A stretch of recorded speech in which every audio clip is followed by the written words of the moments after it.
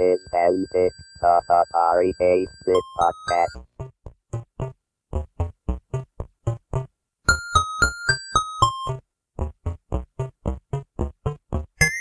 I actually withdrew my teacher's retirement money out to help fund the startup on that. About a year or two into that project, Atari went bankrupt. I was left with an orphan then at that point in time. This is an interview episode of Antic, the Atari 8-bit podcast. I'm Kevin Savitz.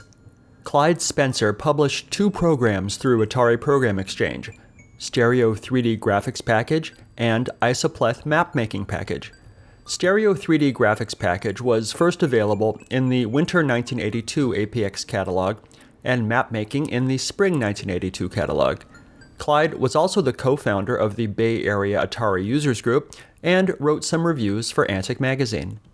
The APX catalog description of Stereo 3D Graphics Package says, Stereo 3D Graphics Package can introduce you to the world of real 3D. These programs generate stereograms that let you learn to see a wireframe stereo model in true 3 dimensions.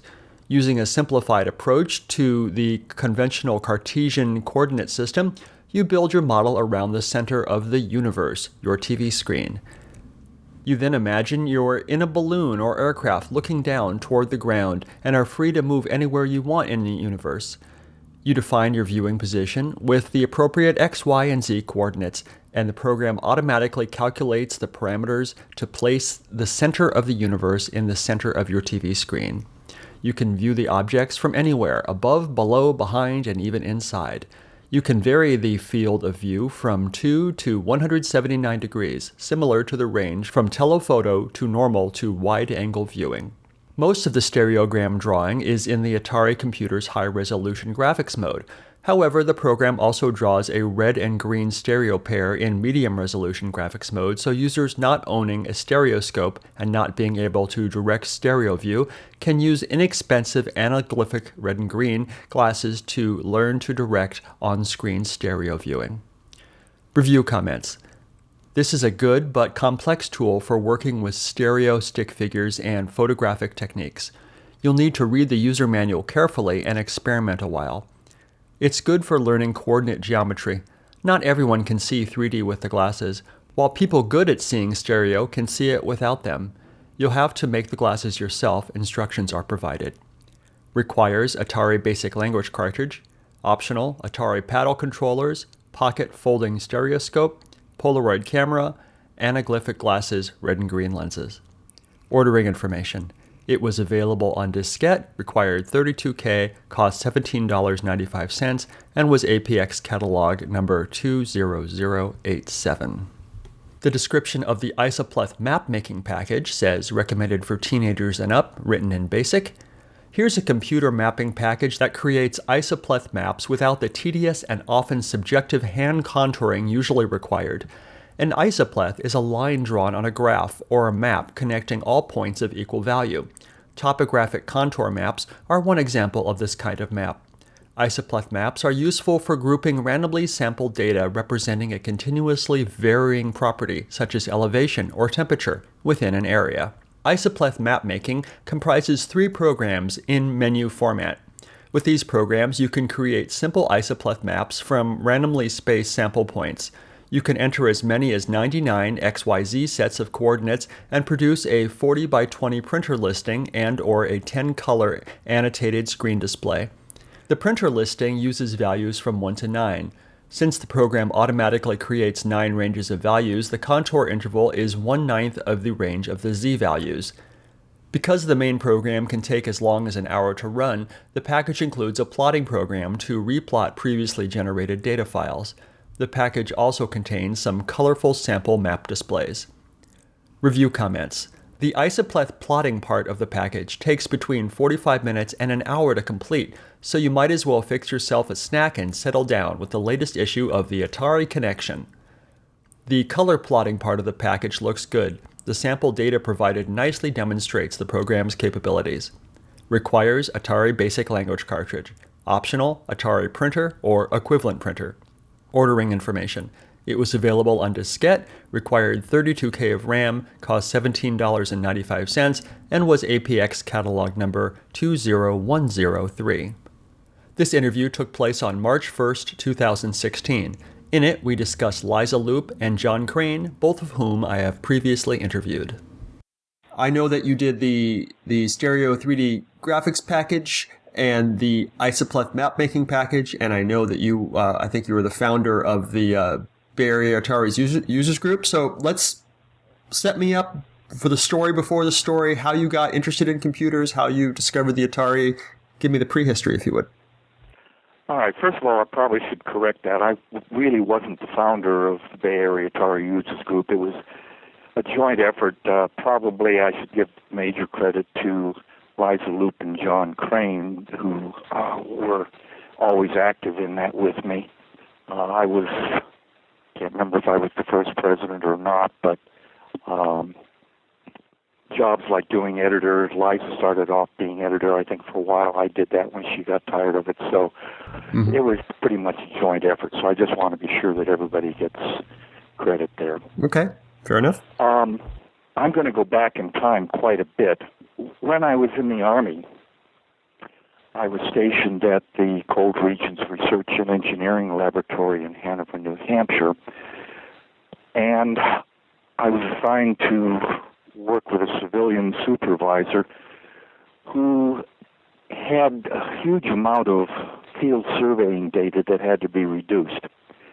And he gave me the task of learning Fortran to use a very small computer we had at the lab. It was called a DDP-24 that had like 24K of memory in it. And it was my task to learn Fortran and then program a data reduction routine for all of that data.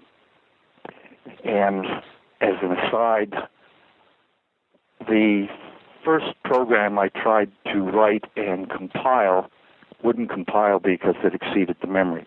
And I had written the program in a linear manner without any loops or subroutines or anything like that. And I often reflect that had I had a computer that's available today, I never would have improved my programming skills, because the simple matter was that since I had that very serious constraint of memory, I had to be more efficient in my programming. So the next thing that I did is that I decided that I would have to master BASIC. We had teletype terminals in the lab that connected with Dartmouth College's DeWitt Computation Center, and they all ran in BASIC. So I learned BASIC so that I could basically functionally test all of my subroutines before I put them into the Fortran program. Mm-hmm. One of the reasons for that is it used punch paper tape input. And if you made a mistake, you had to do the entire tape over again. So unlike, actually I'd had a job at Lockheed before I got drafted, that we had IBM computers that used punched cards, and that was a lot more convenient. But anyway, that was the state of the art in those days. So I got out of the Army in '68, went back to finish my education and get an advanced degree.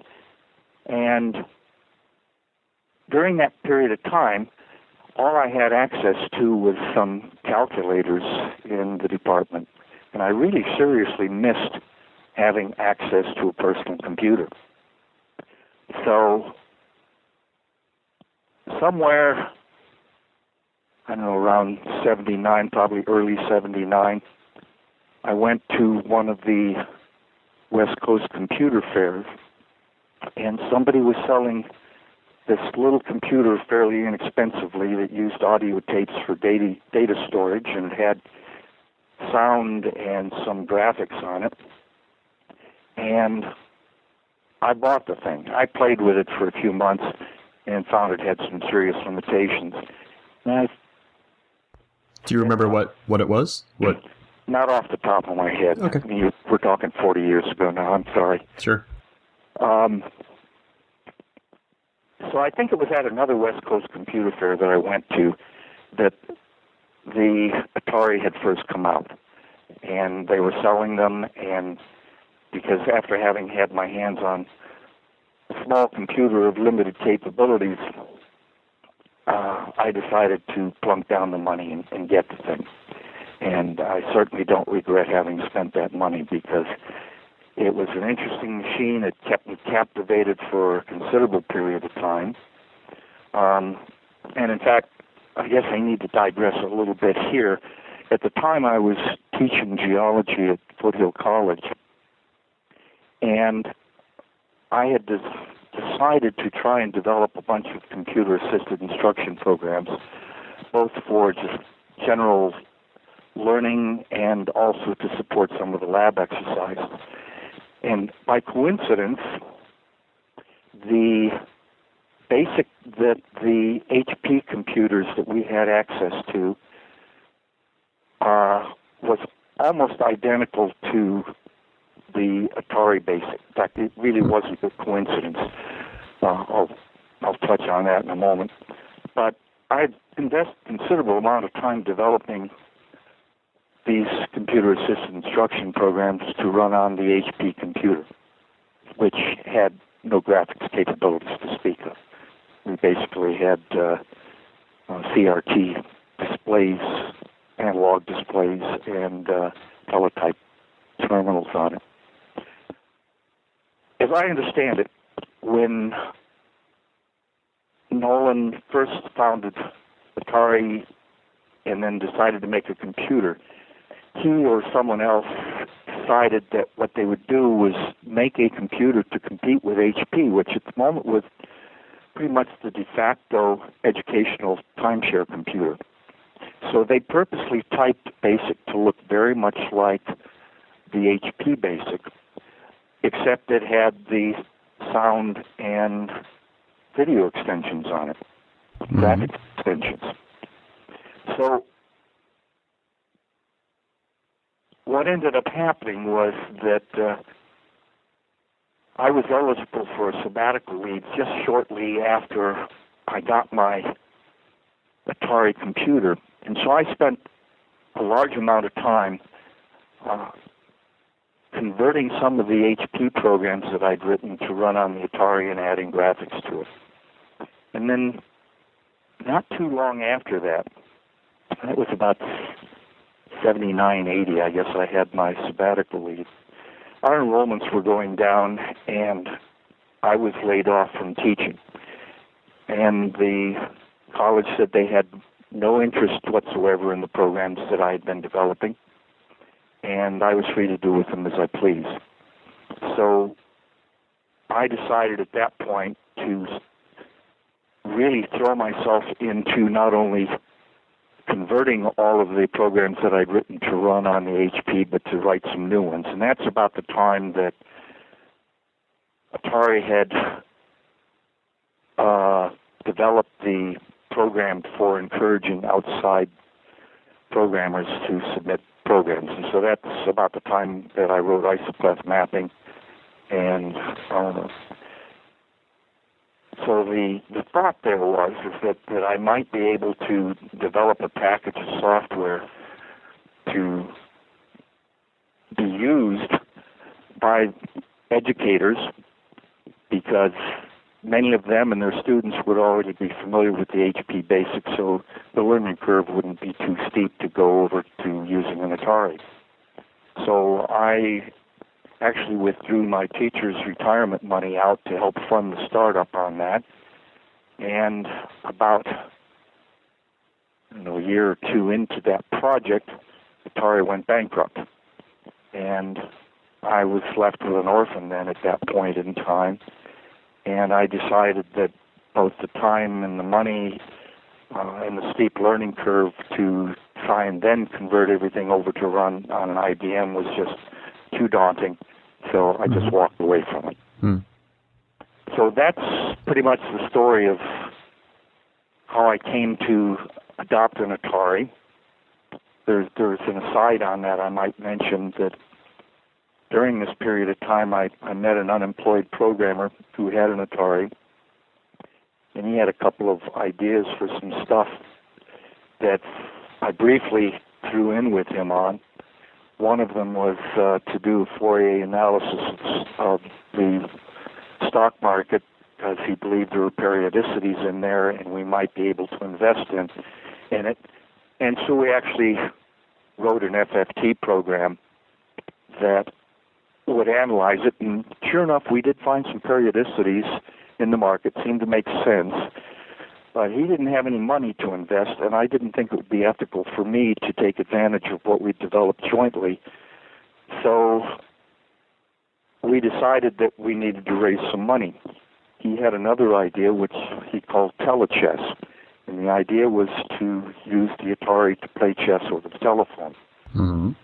And he basically did all of the coding for the communications in assembly language, and I did all the graphics programming. It was a cute little program that you use the joystick to move the pieces around the board, and it still needed some development when he was getting desperate to try and raise some money. So we tried to sell it to a couple of people who had games programs, and I don't know whether it was just too esoteric for them because it was the shoot 'em up kind of game, or whether they felt that we really needed to do more development to get rid of all those small bugs that were left in it. But that didn't go anywhere, so he walked away. So that was the point in time where I just pretty much walked away from the commercial aspects of the Atari computer and started looking for a 8-to-5 kind of a job. Yeah. Did you say the name of this person you were collaborating with? Or? Did I do what with him? What was the name of the person you were collaborating with? Oh, God. Again, there's a side story there. He considered himself to be a very good chess player. And early on, we decided to play a conventional game of chess. And I have this habit sometimes when I'm playing, just to test my person I'm playing against, to offer up my queen to see what they do with it. Mm-hmm. And he agonized over that, as I anticipated, because he figured nobody who apparently had the skill that I had would purposely do that unless there was some reason for it. Finally took the queen, and we continued to play, and I lost. It was no big deal to me. It was recreation.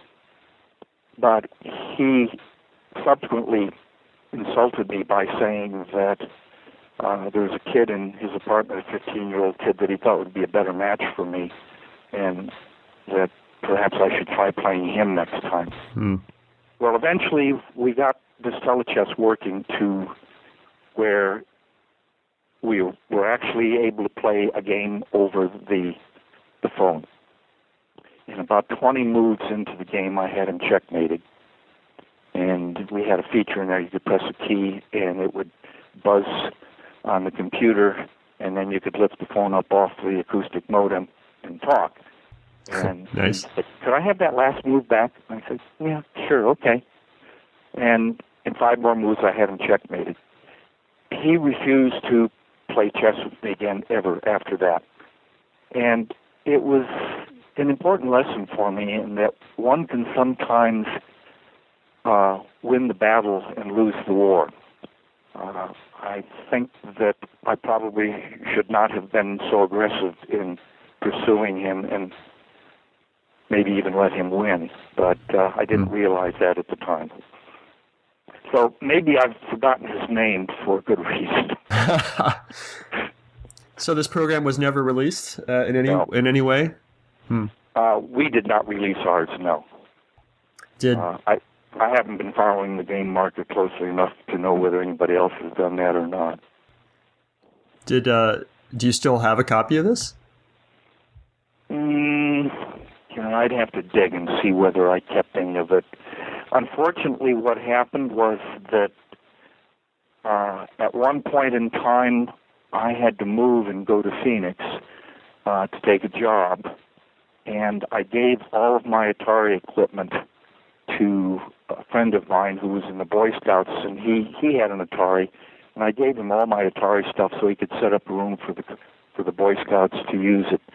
And so I wouldn't even have any way of verifying that any of the media or anything still works, even if I found it.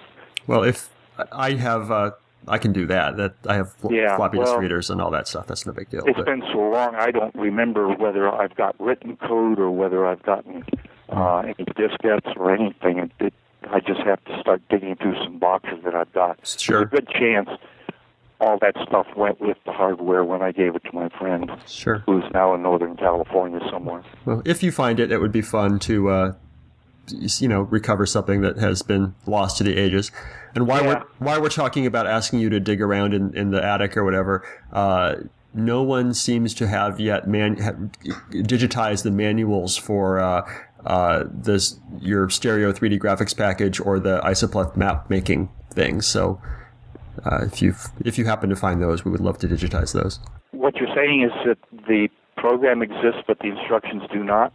That's correct. Oh. That probably could be done. Trying to think. Paul Cubbage didn't have any of that stuff? No. Okay. Nope. Yeah. Not that I know of. Which reminds me, that's another interesting story. As you, but perhaps the listeners wouldn't be aware of, Paul Cubbage was the interface between programmers like myself and the Atari department to encourage third-party programmers. And he kept pushing me to submit some kind of a game. And my packages were fairly serious because they had an origin out of an educational environment. And this was about the period of time when the Santa Clara Valley was having problems with a medfly infestation. And in fact, it was almost like being in Vietnam with helicopters coming overhead spraying. You'd have to duck into a building if you were outdoors in a commercial area when helicopters came over. So it gave me an idea for a program that I called Medfly, and I submitted it as a total joke, and I don't know that Paul ever saw it. I think by this time they'd grown large enough he had other testers looking at things. Mm-hmm. It was intended for Paul, but I don't know if he ever saw it. But fundamentally, the program was just this big yellow bar at the top that kept slowly moving down from the top. And then I had this, large glowing asterisk that was randomly moving around, and every time it touched the walls, it would make a sound. And then eventually it came down to the bottom and went, and the instructions with it says that in the end, the age-old technique used by children to kill bugs was probably best. So if Paul saw that, he probably didn't appreciate me rubbing it in about his emphasis on games. There was another program, I don't know if you mentioned that or you're aware of it, trying to remember the exact name. I think I called it Galaxy or something like that. Have you seen or heard of that one? I don't think so. The only other program I know of yours is called Plot Funk, which you... No. That's... This, again, back in the 70s, Carl Sagan had his Cosmos series that was very popular. And he had one sequence where he showed how if one could travel around the Big Dipper in a spaceship in a short amount of time, how it would change from looking like a dipper to something just totally very different. And that just blew me away when I saw that. I thought, that is a good use for a computer. And so I had found some code in a magazine that was used for basically doing aircraft simulation or flying an aircraft. And I was able to modify that code so it plotted the star field. And I had to use my Atari with the very early VisiCalc on it to create a database which was essentially X, Y, and Z coordinates for, I forget, something like the 150 brightest stars or something. It wasn't a very large number. And then I had made the ability that you could specify XYZ coordinates centered on the Milky Way galaxy in light years, and you could go anywhere, and you could look at it either as a Mercator-type projection, a cylindrical projection, and see the entire sky, or you could press a key and look at a particular region as though you were actually looking at it through a telescope. And I did this for my own entertainment because, as I said, I was just so impressed with what Carl Sagan had done, or what had been on his program. And when Paul kept pushing me to develop a program that would be a game, I decided on a little twist on this, that one could presume that they were in cryogenic suspended animation, ended up getting damaged by collision with something and woken up, and the computer's memory was partially damaged, and the computer didn't know where you were. In order to get back home for repairs, it was necessary to guess within plus or minus 10 light years what your current position was. So that's how the game worked, that you would press a key, screen would go blank, and then it would randomly calculate XYZ coordinates and display the star field. And then you had to try and guess where you were. And that was the game aspect of it.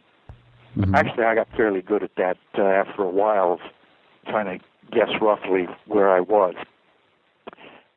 That particular game so taxed the computational ability of the Atari that had it not been for Chris Crawford releasing a lot of information about the Antic chip and how to poke things in there to turn things on and off, it would have not even been feasible.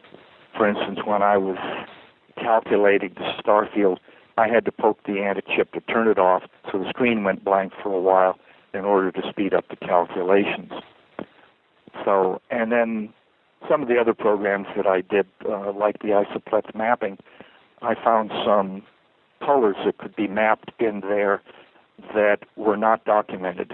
I was just playing around with the registers in Antic and found that I could develop more colors than anybody knew were in there, and I used those to advantage in making color plots. Wow.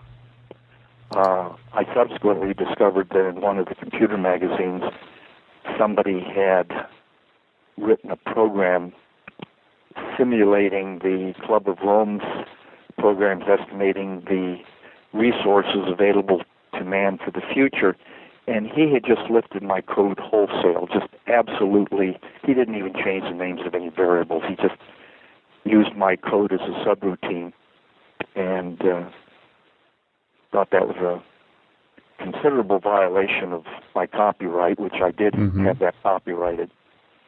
And so I was teaching a class at San Jose State University on computer simulation, so I decided to just pick up his code in whole and use it in the classroom instruction since he'd stolen it from me in the first place. So,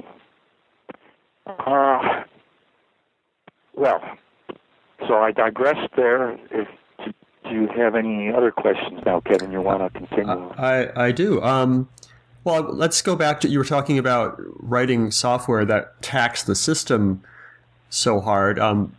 Let's talk about the two packages you did for APX. I was playing with them both the other day in preparation for this interview, and keeping in mind that I know nothing about, I don't even know what the word isopleth means, and I know nothing about map making, and I didn't have the manuals, as we've already discussed. So I was playing with them and just goofing around. And man, that program takes a long time to run to make a map. And then so I'm using an emulator, and so I just turned off speed limitation on the emulator. So now basically I have the world's fastest Atari 800 running the program.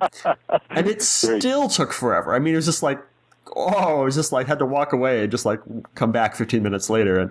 Well, fundamentally, what you do in that program is you're trying to create a map, and so you can.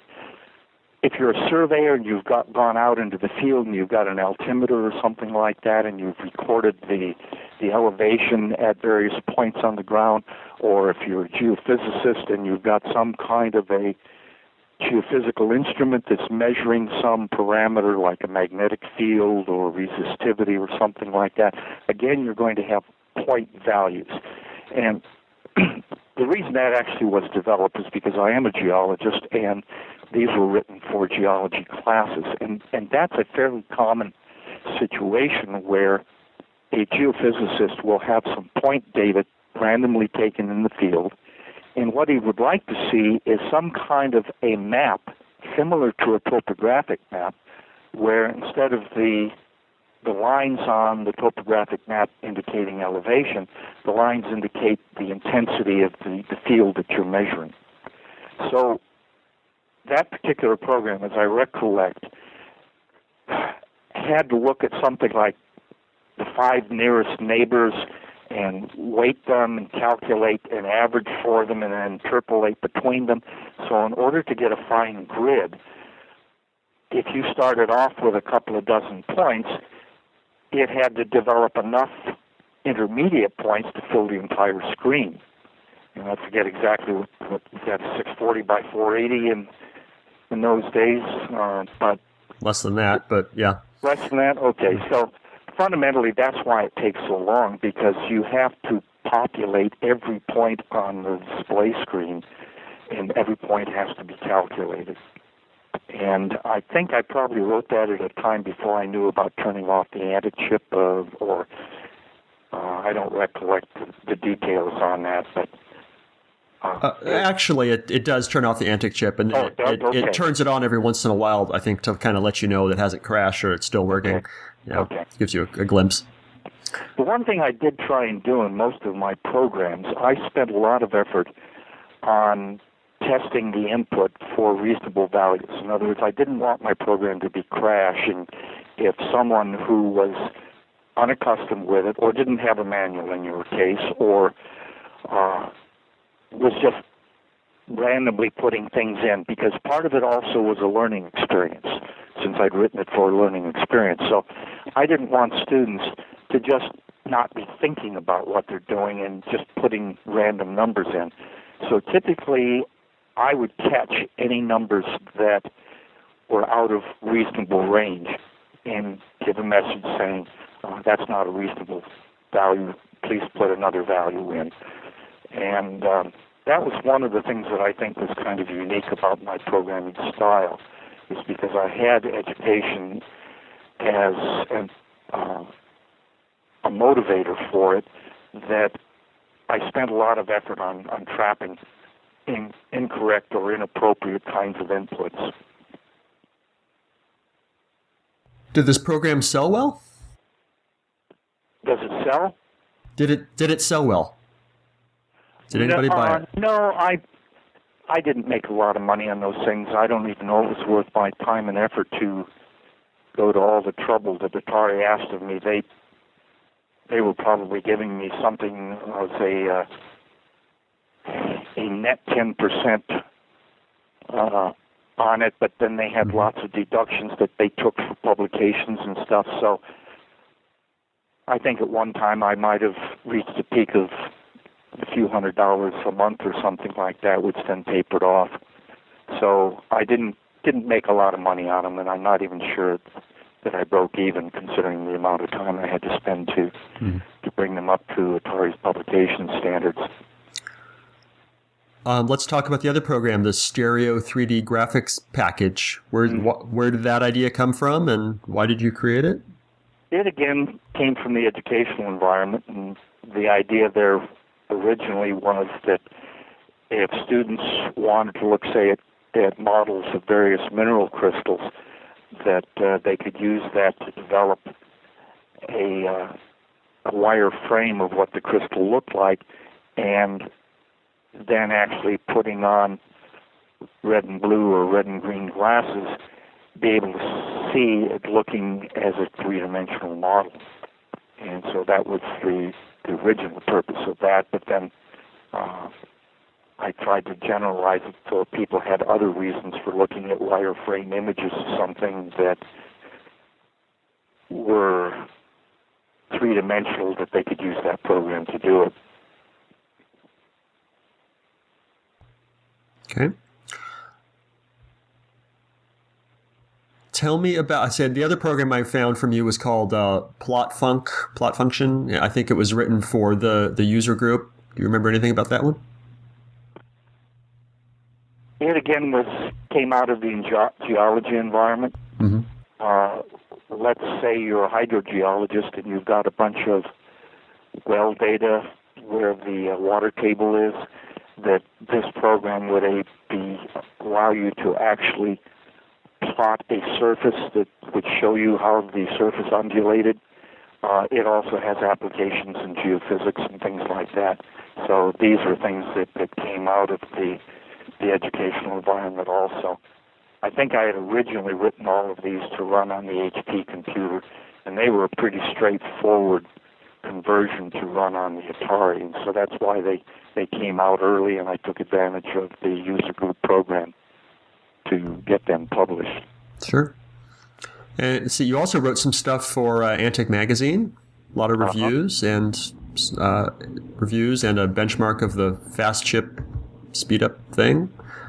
And you wrote for some. You were on Antic relatively early. I mean, your first article was in the 4th issue of Antic. Any particular stories about getting hooked up with them? Trying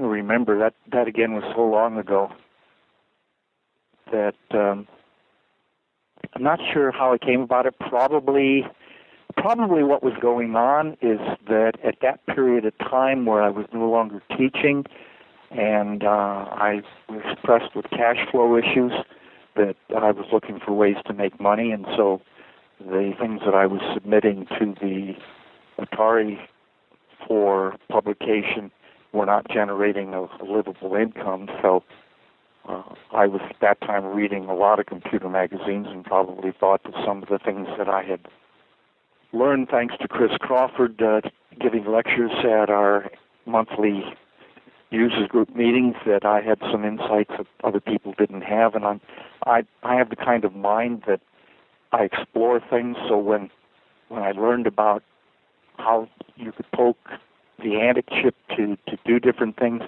I just started experimenting with it, and that's how I stumbled on how to get additional colors out of the chip. And so I decided, since I know these things, that it would be of interest to other users, and so I offered these up for publication, and they got published, of course. Nice. Let's talk a little more about the users group. You were, as we decided, you're a co-founder of the San Francisco Bay Area Users Group. Tell me about the meetings, about hanging out with people who you met. The meetings were interesting in that I was surprised at how quickly the group grew and how large it grew. And towards the end, I should say that when Atari went bankrupt and I walked away from those projects, it was about that time I bought myself an Amiga, and so I lost serious concern in regularly attending the Atari meetings. But up until that time, we had an active group of very anxious people who were helping in finding speakers, and I think we had typically about 120 people coming to our monthly meetings towards the end. We started off, I don't remember the first place we met. We may have started off, well, I know we had meetings at Foothill College. I took advantage of the fact that I was a professor there, and I was able to get permission to use an upstairs balcony area in the student union area, and we had quite a number of meetings there, but after a while we got too large to handle that, and we had to find other places to meet. So we found a large hall somewhere, and like I said, we got up to about 120. And one of the interesting things, that this is probably politically incorrect to say, but there has been a lot of complaints that women don't go into programming, that they're somehow held back. But I observed, at least in those days, anybody and everybody was welcome to come to our user group meetings, of which there were like 120 towards the end, as I said. And it was almost exclusively men. The few women who did show up seemed like they were typically either girlfriends or wives of the men who showed up. And so I think that there's a difference in what a typical or stereotypical male is interested in versus what a stereotypical female is interested in. And I think that was a little anecdote that suggests to me that even when given free will and there's no discouragement to it, the women didn't seem to take advantage of that, at least in those days. I'm not quite sure what else to say about those user group meetings. Some of us became good friends. Until I moved from California, I used to see Liza periodically, and John Crane and I still exchange email, at least. I'm living in Ohio, and he's living in Southern California, but we still exchange email occasionally. So I guess you could say that there some lifelong friendships have come out of that. One other thing, a compliment I got from Paul Cubbage once, he and I ended up working years later at a company called DataQuest that did market intelligence research, and fundamentally I was working in the graphics sub-area of that, actually image processing. And Paul worked in a cubicle not too far away from me, and he once remarked to me, he said, the real test of someone who founds an organization, and I'm paraphrasing him here, is that if it doesn't depend entirely on the personality or the charisma of the individual, but continues to drive beyond him, that says a lot for how the organization is put together. And he complimented me there that even though I had been gone years from the Atari Users Group, that it was still functioning and still meeting and still doing things. And so I think something can be said there that if like in a cult, that it depends entirely on the leader and falls apart if the cult leader leaves, dies, or is incarcerated, then that's not a good organization. Organization should have longevity beyond an individual. That makes sense. And here we are talking about Atari computers well after the company has disappeared. So yes. And there are times I wish I hadn't given my Atari to my friend. In fact, I still got this Amiga sitting around that one of these days I'm going to see if I can try and fire it up. The trouble is I left it out the first year I was out here in Ohio, which gets hot and humid, and I hadn't gotten organized yet. I put everything out in a storage area out in the back that did not have air conditioning.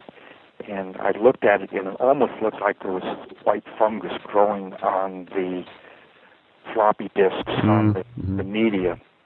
And I'm concerned that if I ever try and fire that up, that not only will it not be able to read it, but it will follow the heads. But I've got some stuff on there I never moved over to the IBM that I would like to get off. And the Amiga also had an interesting ability to play Go that I kind of missed being able to occasionally do that. It's hard to find any humans that play Go. And so my old Amiga is sitting boxed up, and it's rapidly becoming an antique, if it is already literally an antique. I think it came out in '85. I think that's when I bought mine. And so, but back to Atari. So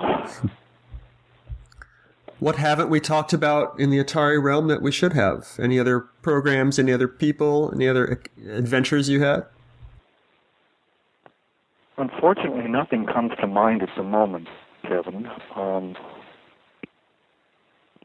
It was an interesting period of time for me and others.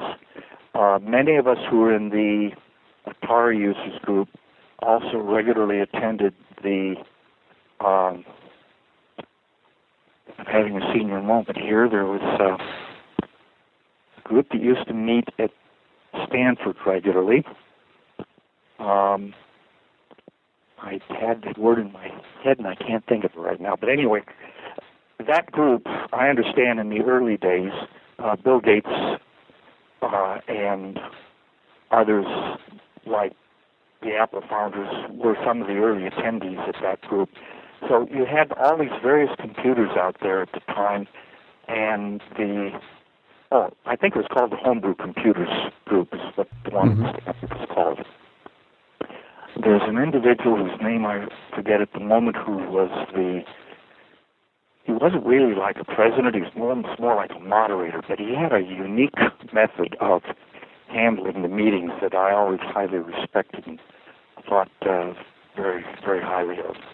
But at that point in time, there were people who initially were in the homebrew group and were building some of their own computers, and then when some of the commercial ones came out, those of us who had bought the commercial ones continued to attend the Homebrew Computers Group meetings to see what was going on and to learn about other things and what the other computers were capable of doing and things like that. And so there was a lot of energy and a lot of enthusiasm in those days.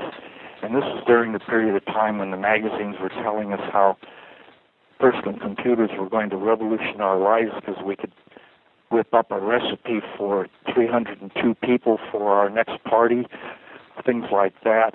And many people were, in fact, often writing programs along that vein of trying to extend the capability of the computers. Personally, I thought that the greatest potential advantage of computers was to take environmental problems and try and simulate them and deal with them, and that's actually how I ended up teaching a couple of semesters of system dynamics computer simulation for the Environmental Studies Department of San Jose State University, because I was convinced that that was a powerful tool that could give us greater insights on things. A couple of things came out of that experience. I was using Atari Basic because some of the students had Atari. And as I recollect, I think San Jose State actually still had HP computers at those days. So the transition from writing a computer model or computer simulation in BASIC from the one that the timeshare system that the university provided versus what was commercially available was not that daunting. But a couple of things came out of that. I found that some of the students, even with a baccalaureate in something like chemistry, they sometimes found it difficult to understand how system dynamics computer simulation with feedback loops worked, and they really found it challenging. What I discovered, since at the time I was trying to give them examples of what to do, this was about 1984. I owned a 1965 Corvette, and myself and a couple of my closest friends were sports car fans, so I decided to write a computer simulation of the performance of my Corvette from first principles. And I was able to get my hands on things like horsepower and torque curves, all of that sort of stuff. And I wrote a Atari program that took advantage of feedback loops for delays and things like that. And it was an interesting learning experience for me because I thought I understood how a carburetor worked. But when it came time to deal with the issues of the throttle and carburation and calculating the gas mileage and acceleration, things like that, I was having a devil of a time, and I had to sit down and talk with my good friend who also was a sports car enthusiast and had owned a Corvette. He had a double major in math and physics, and it took us a while to where I finally figured that I had a reasonable simulation of the behavior of the carburetor. So what I had there then was a program which I used a joystick to act as the accelerator pedal, and I had a waterfall display on the Atari computer screen that would show me miles per gallon and speed and acceleration. And so you could either just, like off the line of the drag strip, push the joystick all the way forward and watch it accelerate and watch the gas mileage go down, or you could, like you were driving along on the road, and just use a moderate position and see how acceleration affects gas mileage and things like that. So I found two things that I think I learned from that exercise was that, first of all, something that I thought I understood well, when I actually had to put it into code, discovered it was quite challenging, that I didn't understand it as well as I thought. But the other thing that I found was that it often was, when you had a system that was deterministic, and you knew how it was supposed to behave, and you knew what reasonable things were in terms of acceleration or time in a quarter mile or something like that, it was still difficult to write the code to get the correct output. And this is what troubles me about modern day climate models, is that from first-hand experience, even when you know everything that goes into the model that has to be there, it can be challenging to get the correct results when you're dealing with a system that is not totally known, somewhat chaotic, and you're not even sure about the relationships, the functions between various variables in the feedback loops. It really is, I think, hubris to think that a simple model can be relied upon to predict anything that's going to happen in the future with great reliability. And currently I'm very interested in that issue because knowing the shortcomings or the challenges of computer models for even simple systems, I've got a lot of questions about what models are predicting for the future based on anthropogenic CO2 emissions. Unfortunately, the models that are available are so complex, one would almost have to dedicate themselves to understanding it, and generally the code isn't even available to someone who might even want to do that. So, anyway, I'll get off my political soapbox now. We don't know what we don't know, is what you're saying. Yes, exactly. Right. Exactly. And unfortunately, what one often does, and this is, I don't know if you're an engineer or you've known many engineers, but they have a term they call a fudge factor, that a lot of times they've got either well-used equations that have been recommended or that they've come up with some empirical results, and in order to get something that seems reasonable or to build in an additional safety factor, they will use what has commonly been called a fudge factor. And as I understand it, in tuning these climate models, in order to get them to hindcast or to reproduce what has actually happened already in the past, they often have to take their first principles and modify them with various fudge factors in order to get them to behave properly. And my position on that is that there's probably either something missing that they don't know, or that there is an assumption about the effect of one parameter that is incorrect.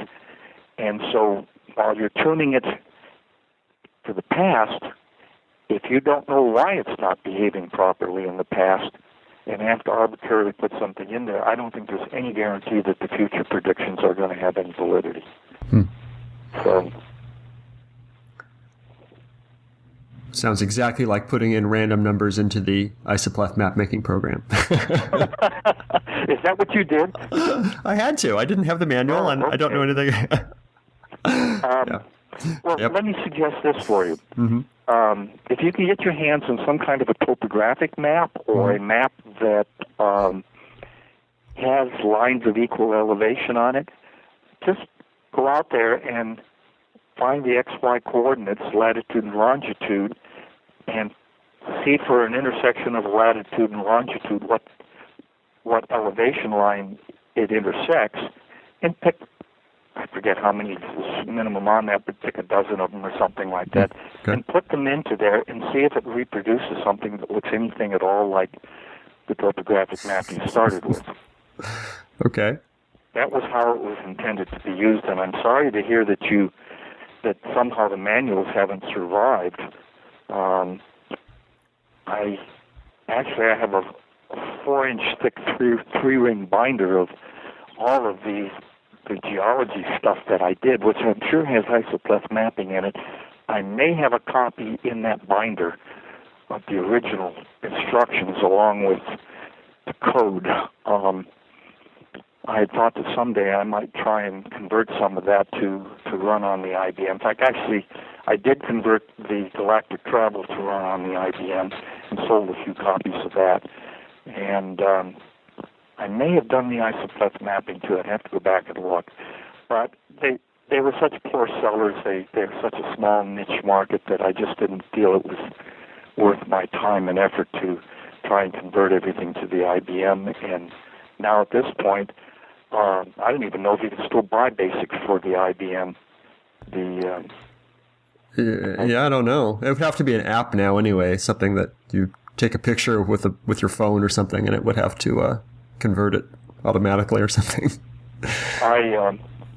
There was a point in time about 95 when I had to move to Phoenix that the employer was talking about me learning Visual Basic, and I actually signed up for a course, and I was disappointed because I got the impression that Visual Basic was primarily intended for people who wanted to make fancy, glitzy screen displays and things like that, and there were a lot of things in there that weren't supported even in the original Atari Basic for doing scientific calculations. So I never mastered DB because my interest is primarily in the scientific realm.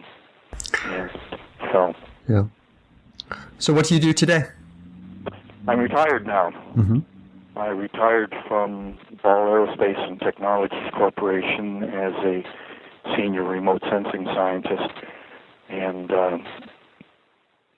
what that means is that I would develop algorithms or techniques for analyzing multispectral and hyperspectral satellite imagery to try and extract intelligence out of it. And so basically the last 25 years of my career after I walked away from the Atari, I moved into the image processing and remote sensing field. And that was back in the days when there weren't any universities that even had any curricula for it. You couldn't get a degree in it, so I'm basically self-taught. But I did, in between jobs, the job that I had in Phoenix, I moved back to California. I had an idea for a new way of analyzing multispectral data, so I did the research and did the testing, wrote the patent application, and 2 years later got a patent for this technique for analyzing multispectral data to determine the kind of materials that were on the ground. Nice. Well, Clyde, I think that's about what I need. Thank you very much. Thank you for the opportunity, Kevin. Thank you so much. All right, have a good day.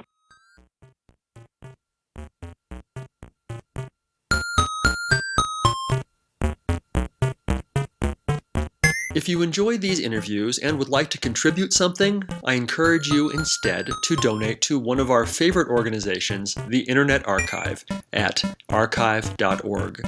The Internet Archive is a nonprofit digital library with the stated mission of universal access to all knowledge. They've done incredible things to preserve computer history, including hosting thousands of programs in an in-browser Atari emulator, creating the Wayback Machine, and offering full-page scans of countless Atari computer books and magazines. Make your tax-deductible contribution at archive.org/donate.